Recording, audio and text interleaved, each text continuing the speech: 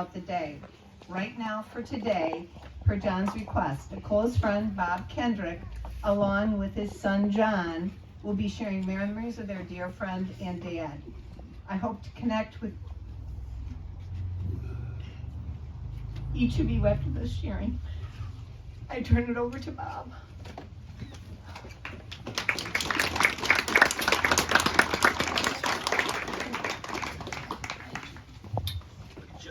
Okay. Good afternoon. Good afternoon. Okay. My name's Bob Kendrick. I was a friend of John. I loved John. John loved me. John oftentimes called me Robert, so today I'm Robert. I know that if you asked John today what he wanted to hear, he would immediately say, I want to hear laughter. John was all about humor, and so if you want to honor John today, then have a good time, laugh, have fun. John loved a good party, and to me, this is kind of John's last party. Some of us here can remember John 30, 40 years ago. He would actually even quiver. His body would quiver. He'd get so excited about a party. And this excitement would be infectious. It would get us excited as well. And if you recall, John was the life of most parties. The one thing that you have to remember about John is that John was fun. Now, this house behind me at Foxborough, it's seen its share of parties. And it's really very important in the hearts and minds of John's friends. And I thought the best way to explain that to you is to give you a little history of the house. The house was purchased by Gordon Wilson some 40 years ago in 1983.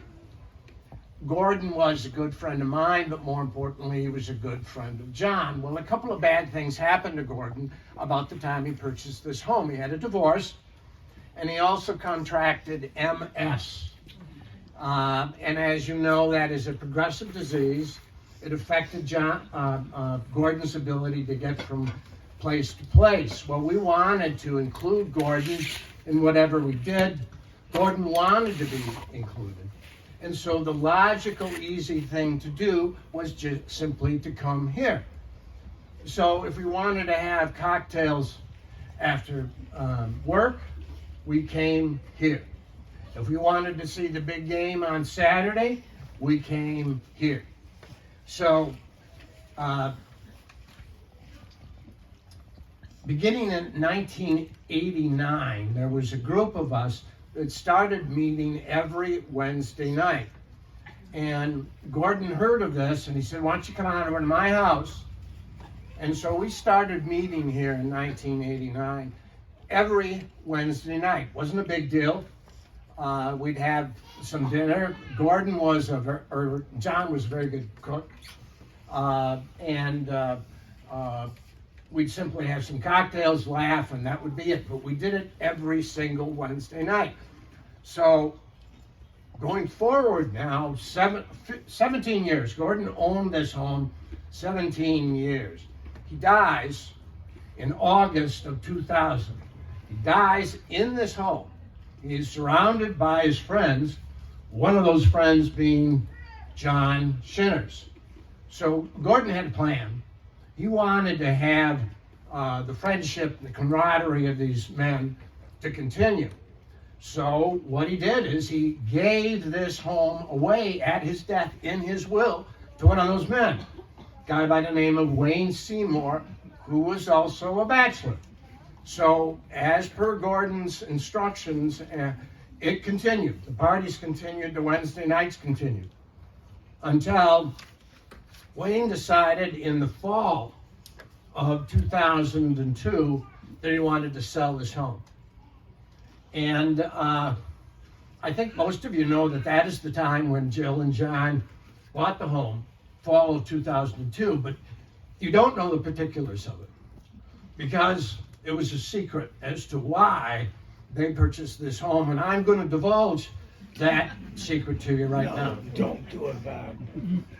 So Jill wanted to come through here on a walkthrough, and as she got in the home, she told John to sit down, and she said, "John, you know, it's always been my dream, ever since I was a little girl, is to own a home that was previously used as a men's club."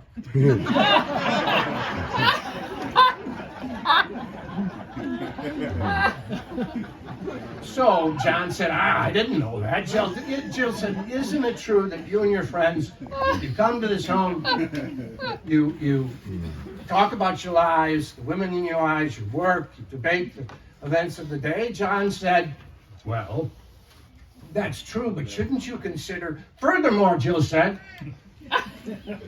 So Jill used to say, I don't know if you remember, but she used to say "furthermore" a lot back then. She said, "Furthermore, I want you and your friends to continue to come to this home so that you can consume alcohol, so that you can smoke tobacco, so they can watch sports on TV, and you can be very, very loud. I want this to be my home." Well, I can see you're surprised. John was surprised. But if you know John, he was verbose. So he got up, went over to Jill, took her by the hand, looked her in the eye, and said, "Okay." So that's been 21 years. Jill and John were so gracious with this home in the 21 years. The men's club ended. It was done, mostly, kind of. The fact is, we still came here a lot. John wanted to host. It was as simple as that, and of course his friends loved being here. This was, in effect, our clubhouse. We were very comfortable. Now, Jill, John loved you so much for your tolerance of all of this. He really did. And he bragged on you. He bragged on you. She was wonderful.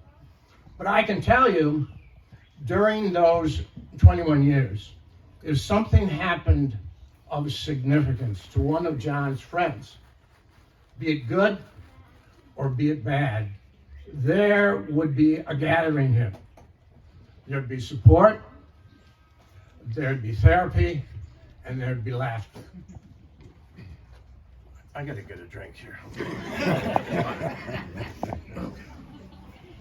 Excuse me.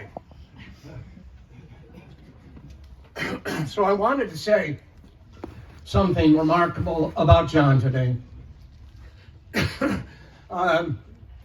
After all, I should know something remarkable. John was my best friend. Now, being a best friend, that's not particularly remarkable. I read that some 60% of Americans have a best friend, can identify someone as a best friend. But there are 3 other men here who I am absolutely certain would also identify John as their best friend. Of course, all these are men. They're all contemporaries of John. But John had a lot of women that were friends as well, and many of you are here coming from all over to see John. Not the one. Not yet. So he also had friends that were not contemporaries. If you remember a name, some of you knew this man, a man by the name of Brad Flerke. So Brad owned Davis Drugs down in downtown Saginaw, and he hired John in high school. And they remained very, very close friends up until the time that Brad died. And he was some 20 years older than John. I think he could very well have said that John was his best friend. I know there are nephews here that feel very close to John. Again, not contemporaries, but nephews, several years younger. They feel as if John was much more than just simply an uncle.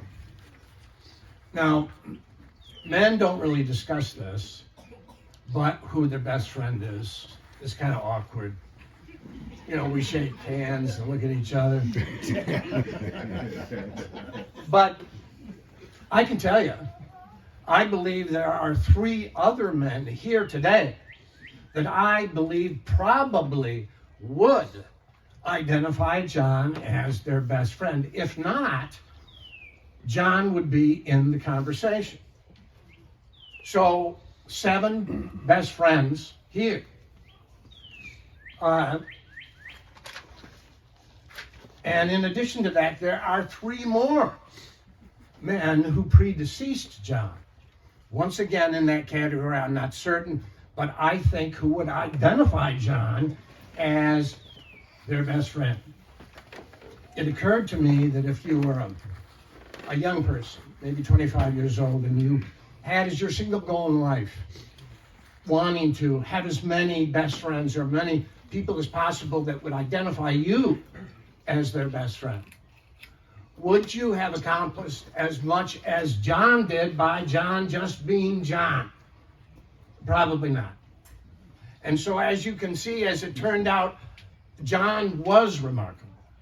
He was a remarkable good friend. And so I'd ask you to join me in a toast to John Shinners, a remarkable good friend. Thank you. You want the wine now? Yeah. Oh, okay. We now have John Linden, not John Jr., he calls himself John Linden Shinners, who's going to say some words.